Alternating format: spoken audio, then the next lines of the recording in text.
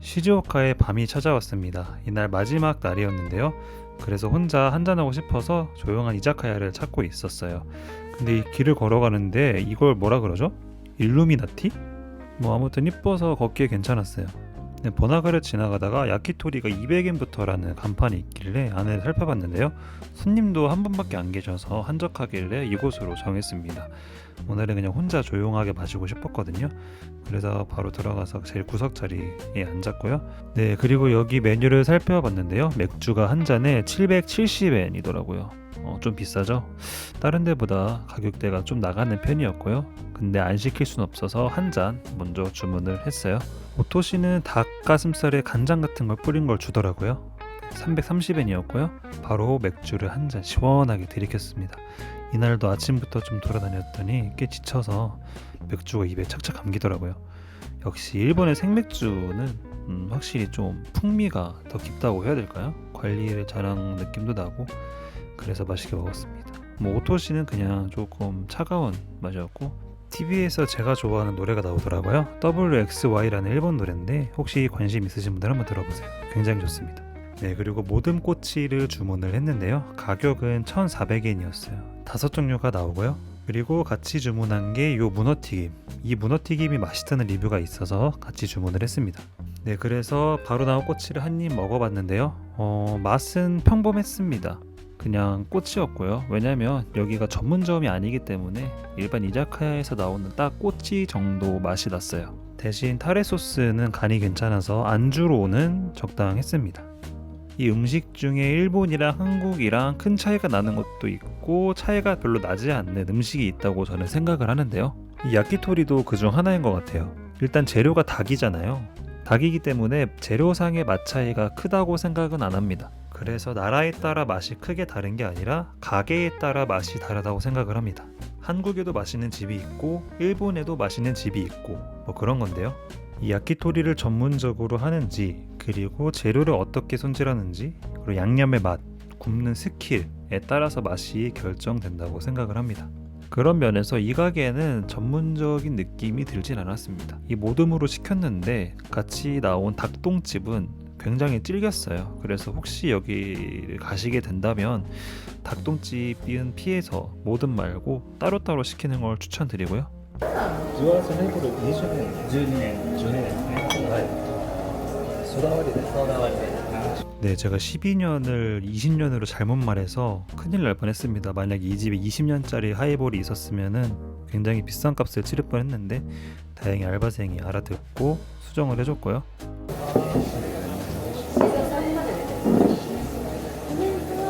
네, 그래서 제가 주문한 듀어스 12년 스카치 위스키로 만든 하이볼이 나왔습니다. 일본은 소다割리로 주문을 하면 탄산수에 타주기 때문에 단맛보다 깔끔한 맛이 특징이라 좋아합니다.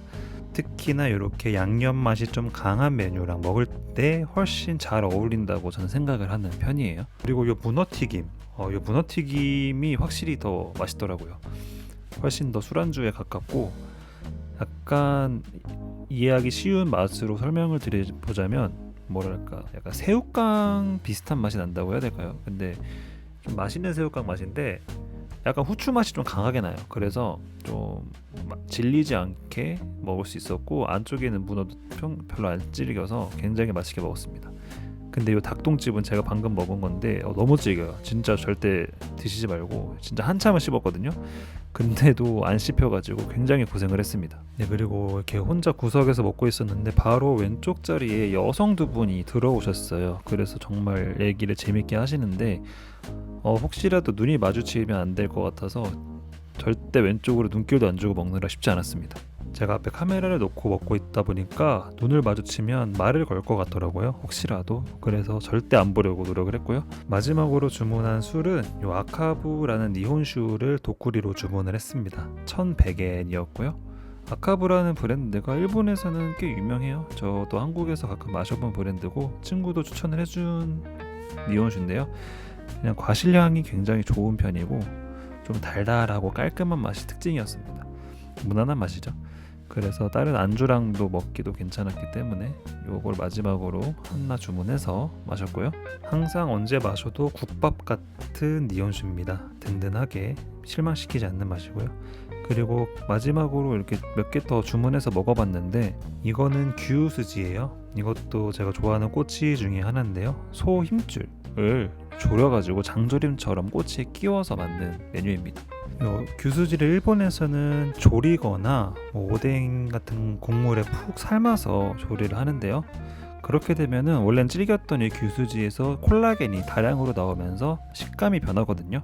원래는 질겼다면 쫀득하고 말랑한 식감이 되면서 양념도 쫙 빨아들이면서 아주 맛있어집니다. 그래서 저도 굉장히 좋아하는 메뉴고요. 그리고 제가 진짜 마지막으로 주문한 게 요 타마센이라는 메뉴인데요. 제가 사실 이때 술 좀 먹고 이래서 메뉴를 잘못 봤어요. 센이라고 적혀 있는데 약간 튀김류 이런 건 줄 알고 여기 튀김이 맛있길래 주문을 했거든요. 근데 웬 센배 위에 계란을 이렇게 해서 올려서 나왔어요. 그래서 어쨌든 시킨 거니까 한 입을 먹었는데 이게 생각보다 맛있더라고요. 약간 저가 초딩 입맛이거든요. 그래서 이런 직관적인 맛을 좋아하는데 이 센배 위에 그냥 계란 후라이 얇게 올리고 소스 뿌리고 약간 산초가루 뿌려서 나오는 게 전부인 메뉴거든요. 근데 이게 요물이더라고요. 생각보다 계속 들어가고요.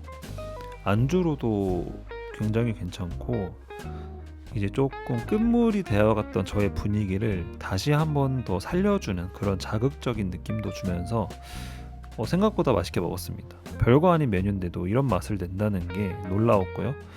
다른 이자카야를 가서 혹시 이 메뉴가 있으면 한 번쯤 또 시켜 먹어보고 싶었던 메뉴입니다. 진짜 오버한다고 생각하실 수도 있는데 진짜 괜찮았어요. 그래서 술이랑 같이 먹었을 때도 조합이 좋았고 이렇게 마지막 한 잔까지 비우면서 마무리를 하고 나왔습니다. 그리고 제가 이번 시즈오카 여행에서 후지산을 제대로 못 봤어요. 근데 여기 시즈오카 현청에 전망대가 있더라고요. 시즈오카 현청 업무 자체는 평일에만 하지만 전망대는 휴일 없이 매일 저녁 6시까지 운영을 하더라고요. 그래서 날씨가 좋아서 혹시나 하는 마음에 올라갔더니 다행히 구름이 없어서 후지산을 먼발치에서라도 좀 볼 수 있었습니다.